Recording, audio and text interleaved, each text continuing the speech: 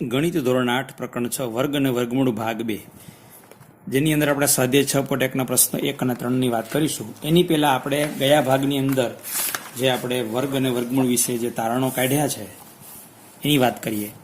તો આપણે આ 1 થી અહીંયા 20 સુધીના વર્ગો, પછી 21 થી અમુક સંખ્યા મૂકીને 50 સુધીના વર્ગો, એને આધારે આપણે કેટલાક તારણો મેળવ્યા હતા કે આમાં જે કોઈ પણ સંખ્યા હોય, બરાબર, એમાં આ 1, 4, 9, 16 વગેરેને વર્ગ સંખ્યાઓ કહેવાય, અથવા તો પૂર્ણ વર્ગ સંખ્યા પણ કહેવામાં આવે છે.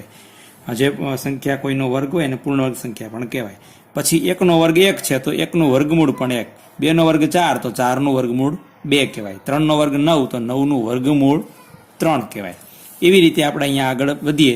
પૂર્ણવર્ગ સંખ્યાઓનો એકમનો અંક હંમેશાને માટે કા 0 હોય, કા 1 હોય, કા 4 હોય, કા 5 હોય, કા 6 હોય, કા 9 હોય.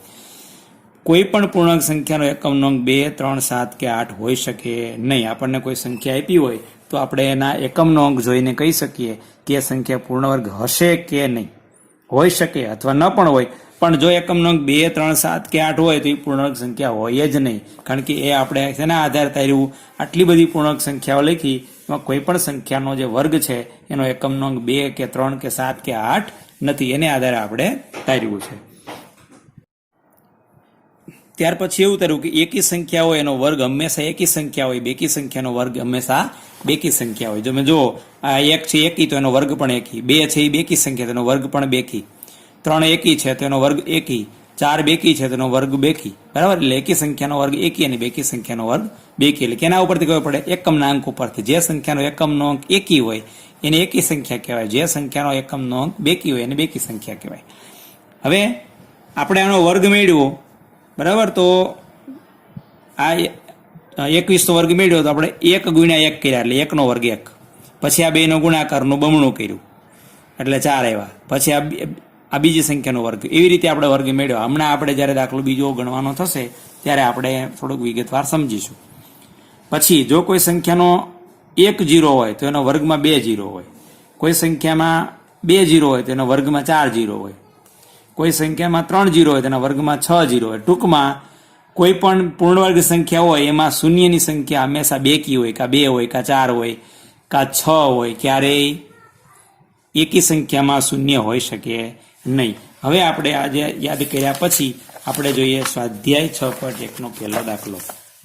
પહેલું છે કે નીચે આપેલી સંખ્યા, બરાબર, નીચે આપેલી સંખ્યાનો વર્ગ કરવાથી એકમનો અંક શું મળશે?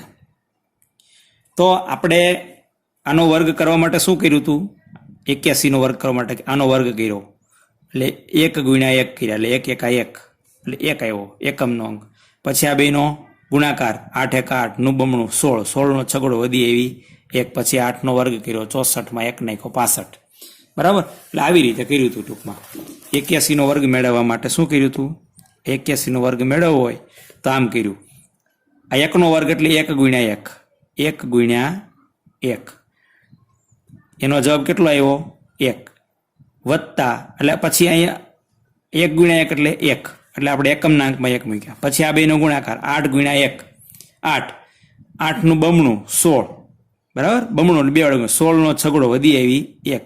પછી 8નો વર્ગ 88 64, 64માં 1 વધી નાખવાની 65, એટલે જવાબ આવ્યો 6561. એને આધારે આપણે કીધું કે આનો એકમનો અંક એકી છે તો એનો વર્ગ કર્યો, એનો એકમનો અંક પણ એકી આવ્યો, બરાબર. તો ખરેખર આપણે એકમના અંકને આધારે જ કહી શકીએ, કારણ કે એકમનો અંકનો વર્ગ કરો અને જે એકમ અંક આવે એ જ એકમનો અંક થવાનો છે. એટલે બધાનો વર્ગ મેળવવાની જરૂર નથી. એટલે આપણે એકમના અંક ઉપરથી કહી શકીએ આનો વર્ગનો એકમનો અંક શું હશે, બરાબર. તો આપણે લખીએ કે 81નો એકમનો અંક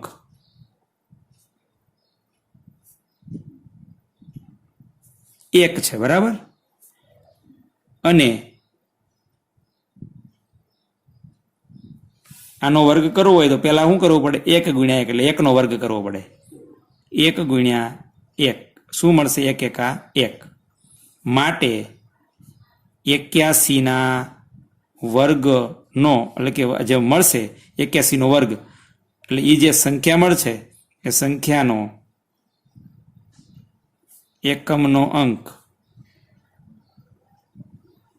શું હશે? તો કે આ હશે. શું હશે? 1 છે. બરાબર. એવી રીતે બીજી સંખ્યા જોઈએ. બીજી સંખ્યા આપી છે 272. અહીંયા એક એકે બે કે એ વાત નથી કરી. એકમનો અંક શું હશે? તો આનો એકમનો અંક જોવાનો, એનો વર્ગ કરી નાખવાનો. બે નો વર્ગ કેટલો થાય? 4. તો આનો વર્ગ જ્યારે કરશું 272 નો વર્ગ, ત્યારે એકમનો અંક 4 આવશે. બરાબર. તો આપણે લખીએ કે 272 નો એકમનો અંક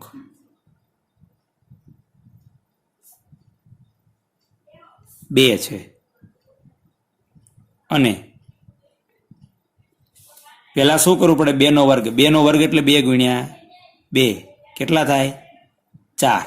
બરાબર. એટલે આપણે કહી શકીએ કે 272 નો વર્ગ એ જે સંખ્યા હશે એ સંખ્યાનો એકમનો અંક શું મળશે? 4. બરાબર. હવે ત્યાર પછી ત્રીજી સંખ્યા જોઈએ આપણે. ત્રીજી સંખ્યા છે 799. વિચારો હજી શું મળશે એકમનો અંક? આનો એકમનો અંક જોવાનો, એનો વર્ગ કરી નાખવાનો. 9 નો વર્ગ શું થાય? 81. તો આનો જ્યારે વર્ગ કરશો આખી સંખ્યાનો, ભલે 5-6 આંકડાની સંખ્યા મળશે, પણ એનો એકમનો અંક શું મળશે? 81 નો એકમનો અંક શું છે? 1. એટલે 1 મળશે. બરાબર. તો આપણે લખશું 799 નો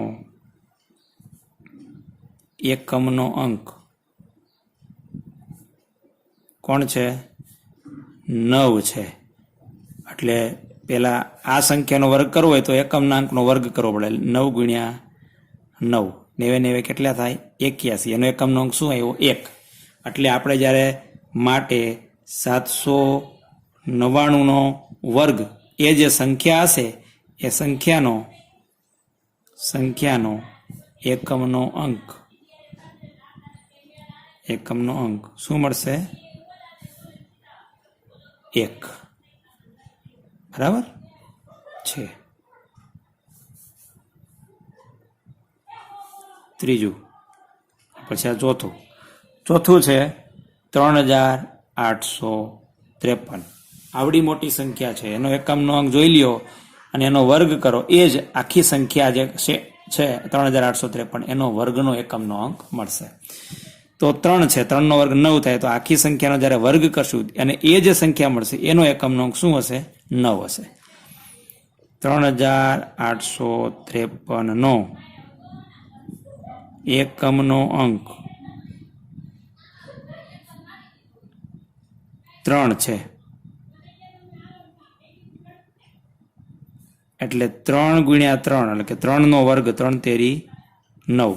માટે 3853 નો વર્ગ એ જે સંખ્યા હશે એ સંખ્યાનો એકમનો અંક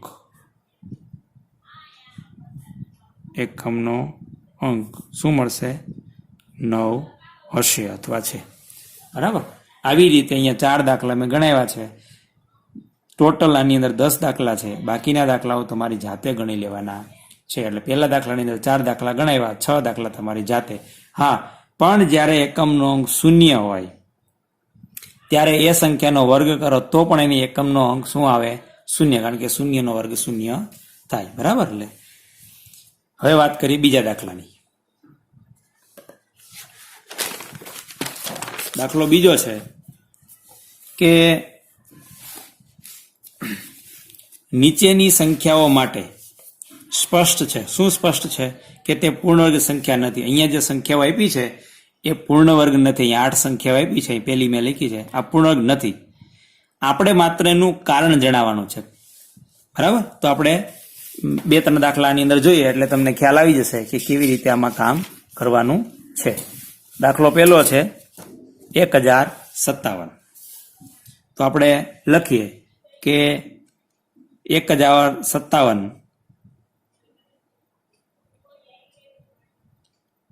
હવે આપણે પહેલા યાદ કરી લઈએ કે કોઈ પણ સંખ્યા જ્યારે પૂર્ણ વર્ગ હોય, આ પૂર્ણાંક સંખ્યા નથી એને કહી દીધું. શા માટે? એકમનો અંક 7 છે. કોઈ પણ સંખ્યાનો એકમનો અંક 2 હોય અથવા 3 હોય અથવા 7 હોય અથવા 8 હોય, એ ક્યારેય પૂર્ણ વર્ગ હોઈ શકે નહીં. એટલે કે કોઈ સંખ્યાનો વર્ગ હોઈ શકે નહીં.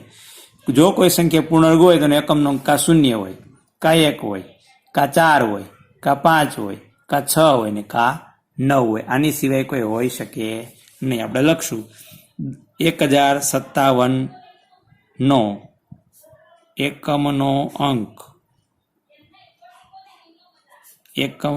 અંક 7 છે, જે 0 1 4 5 6 કે 9 પૈકી, એટલે કે આમાંથી કોઈ નથી. બરાબર, આમાંથી કોઈ નથી. માટે 1057 એ પૂર્ણ વર્ગ સંખ્યા નથી. અથવા બીજું કારણ લખવું હોય તો લખી શકીએ કે 1057 પૂર્ણવર્ગ નથી. કારણ તો કે એનો એકમનો અંક 7 છે, માટે તે પૂર્ણ વર્ગ સંખ્યા નથી. બીજો દાખલો જોઈએ આપણે. બીજા દાખલાની રકમ છે 23,453. 23,453.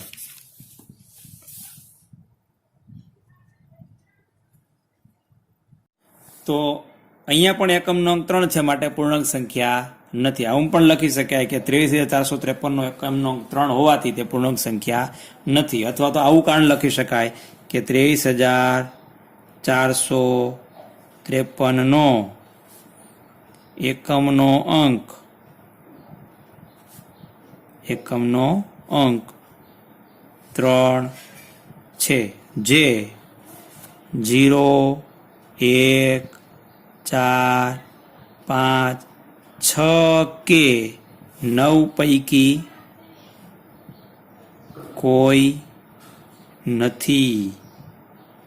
માટે 23,453 એ પૂર્ણ વર્ગ સંખ્યા છે. કેમ લખ્યું? નથી લખવાનું છે.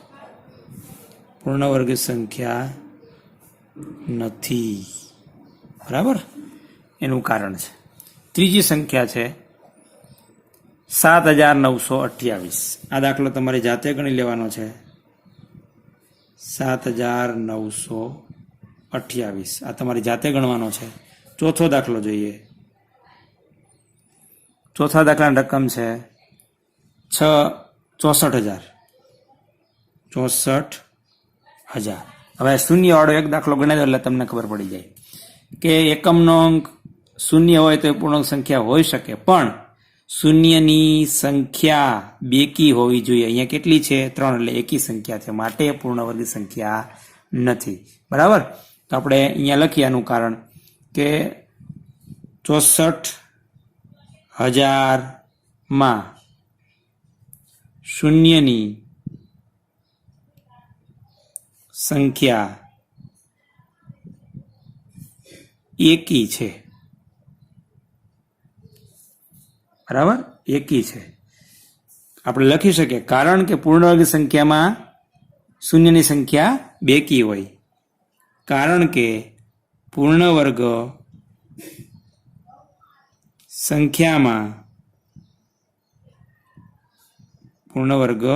સંખ્યામાં શૂન્યની સંખ્યા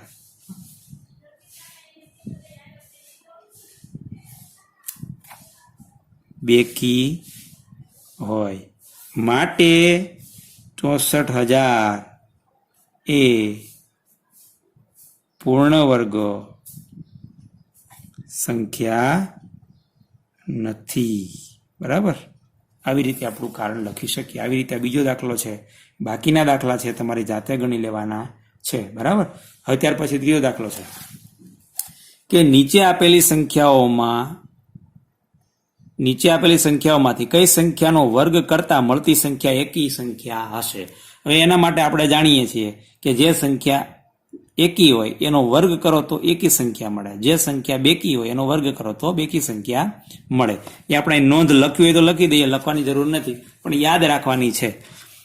નોંધ લખી દઈએ. હવે એટલે યાદ રહે. એકી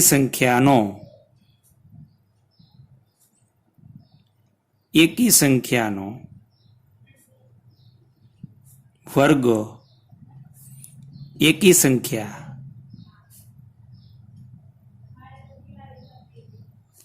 અને બેકી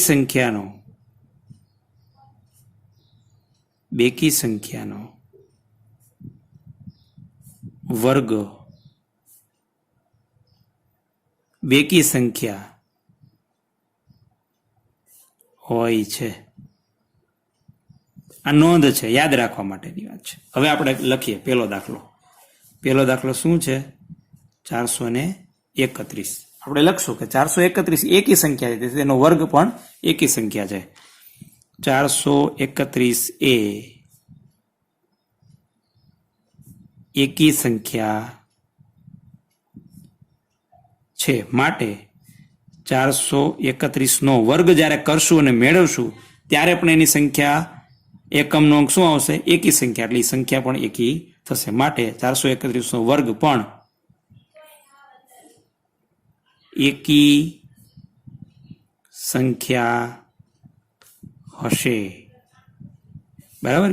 બીજો દાખલો ગણાવો. બાકીના દાખલા તમારે જાતે ગણી લેવાના છે. બીજો છે 2826. તમે જો એકમનો અંક 6 છે એટલે બેકી છે. માટે 2826 નો જ્યારે વર્ગ કરશું ત્યારે પણ એ બેકી સંખ્યા મળશે. આપણે લખશું 2826 એ બેકી સંખ્યા